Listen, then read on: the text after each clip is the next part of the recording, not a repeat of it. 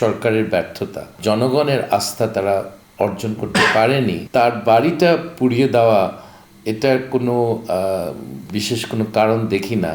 জনগণ যখন আইনের উপরে আস্থা রাখতে পারছে না, তারা শাসন ব্যবস্থা প্রশাসনের উপরে আস্থা রাখতে পারছে না, তখন তারা নিজেরা গিয়ে তারা কাজটা করে নিচ্ছে।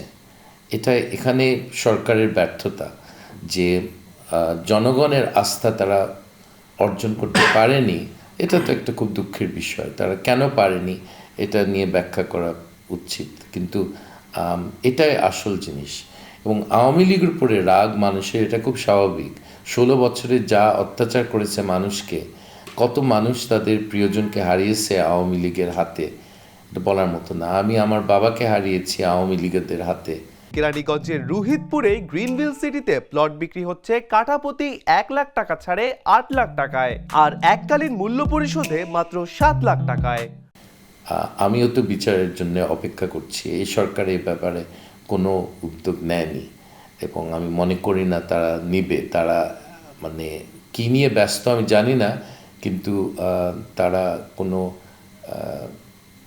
অর্থনীতিও তো খুব যে উন্নয়ন হচ্ছে বা আগের স্থিতিশীলতা ফেরত আনতে পেরেছে সেরকম কোনো লক্ষণ দেখি না। সো সব দিক থেকে তারা ব্যর্থ। তো এটা খুব দুশ্চিন্তার কারণ আমরা অনেক আশাবাদী ছিলাম।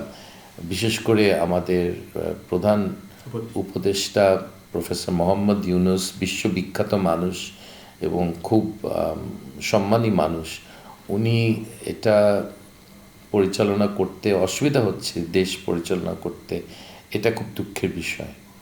আচ্ছা, এখানে এই প্রশ্ন শেষ করে এই পর্বটা ক্লোজ করব যে 32 নম্বর বাড়িটা ভাঙলো, সেটা নিয়ে আপনার কোনো আছে কিনা? ছাত্ররা এটা কি ঠিক করেছে কিনা?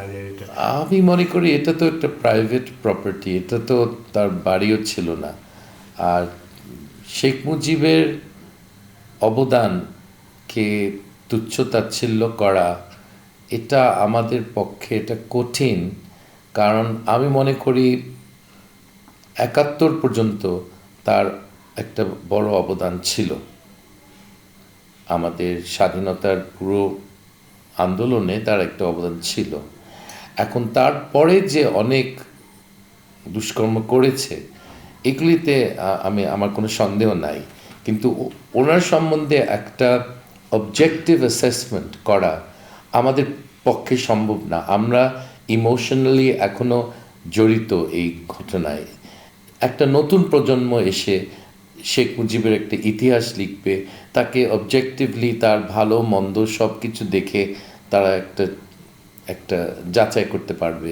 এই মুহূর্তে করা খুব কঠিন, কিন্তু তার বাড়িটা পুড়িয়ে দেওয়া এটার কোনো বিশেষ কোনো কারণ দেখি না। এটা একটা মানে দরকার ছিল না। তার মূর্তি ভাঙা, আমি কোনো আপত্তি জানাই না। সবখানে তার ছবি, তার মূর্তি, সবখানে তার ভাঙুক, কিন্তু তার বাড়িটা ভাঙার কোনো মানে আমি দেখি না। এই বাড়িটার ইতিহাসটা কি? মানে ওখানে অনেকে কথা বলছে যে বাড়িটা তাদের ছিল না, অন্য জায়গা থেকে অনেকেই বলছে এটা তো একটা ট্রাস্টে ছিল, কিন্তু বাড়িটার তো একটা ইতিহাস আছে। আমাদের স্বাধীনতার আগে সব নেতারা ওখানে যেত। ওটা একটা মানে আমাদের স্বাধীনতা সংগ্রামের একটা কেন্দ্রবিন্দু ছিল 32 নম্বর। সেটা ভাঙাটা আমি ঠিক ওইভাবে ভালোভাবে দেখি না। এবং যেই ফ্ল্যাগগুলি তারা তুলেছিল সেগুলি তো আমি আশা করিনি যে বাংলাদেশে এই ধরনের ফ্ল্যাগ দেখা দিবে। আপনারা তো শুনেছেন বিভিন্ন ধরনের ফ্ল্যাগ উড়েছে ওখানে, আমি করতে চাই না। এটা তো কারা ওটা ফ্ল্যাগ তুলেছে, এটা একটা প্রশ্ন করা উচিত। দেশে দেশে সবার সাথে দ্য নিউজ।